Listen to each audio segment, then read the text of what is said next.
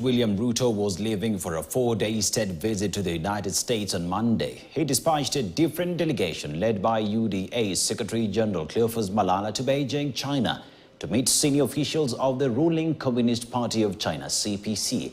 The Malala-led delegation that comprised members of the Secretariat of President Ruto's U.S.A. party arrived in Beijing Tuesday and has since held a series of meetings with several CPC leaders in its 10-day working engagement in China.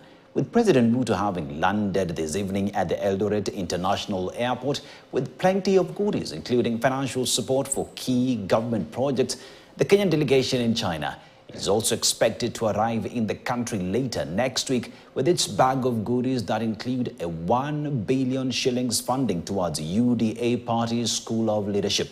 KTN's political affairs reporter David Muthoka reports on President Ruto's charm offensive to both the West and the East in the same week, its costs and gains.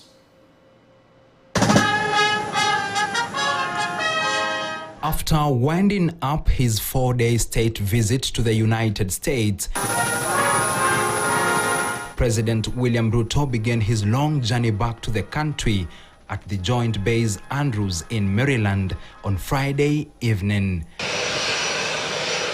Ruto landed at the Jomo Kenyatta International Airport at around 6 p.m. this evening with his delegation of government officials, governors, members of parliament, and other leaders. In the 4 days that the head of state was in the United States, he held several high-level meetings, top among them a meeting with U.S. President Joe Biden. Following the meetings, Kenya's head of state is expected to have landed in the country with a bag full of goodies worth over 52 billion shillings. They include a 471 billion shilling deal for the construction of the 440-kilometer Nairobi-Mombasa Usahihi Expressway that will have 4 to 6 lanes, a U.S. government commitment of 23.58 billion shillings to Ruto's pet affordable housing project, another U.S. government commitment of 469 million shillings to the connection of more Kenyan homes to cleaner energy, a commitment of 917 million shillings to modernize the National Police Service, and a commitment of 642 million shillings to Kenya's fight against international crime. The last two commitments came after President Ruto assured his American counterpart President Biden that Kenya, despite legal hurdles, would send 1,000 police officers to the Caribbean nation of Haiti, which has been hit by gang violence. We are going to take up that responsibility alongside the Haiti police, and we have clear modus operandi, how we are going to relate with the situation on the ground that has been agreed under the United Nations framework. Biden, in a further response, pledged to designate Kenya as a major non-NATO ally. President Ruto and I agree that Haitian people deserve better. They deserve peace and security, and I thank him for taking on this responsibility, but we have his back and we're there all the way.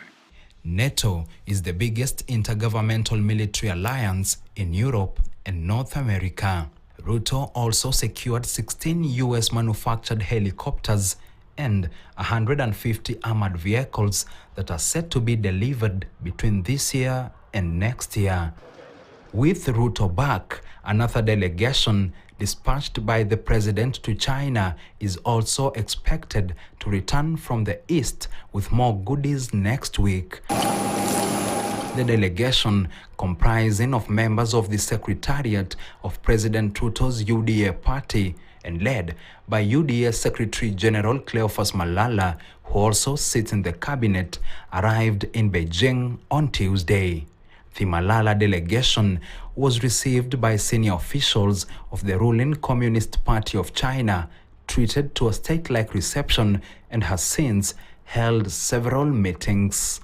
Among those meetings is a meeting with the Vice Minister of the International Department of the Chinese Communist Party, Chenzhou, and another meeting with the Director General of the Sub-Saharan African Bureau of the International Department of CPC, Wang Heming, at the department's headquarters.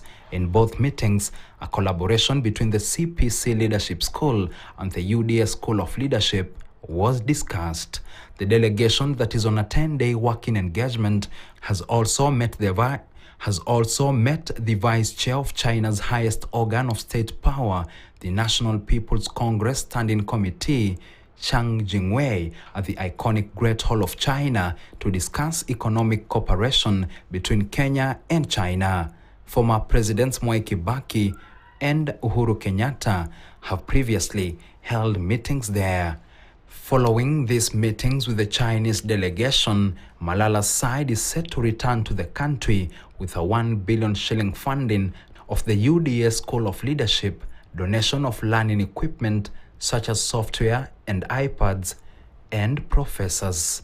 The Kenya delegation in China has also secured scholarships in several Chinese universities, a curriculum development of the UDA mentorship program, as well as attachment opportunities for UDA secretariat members in China.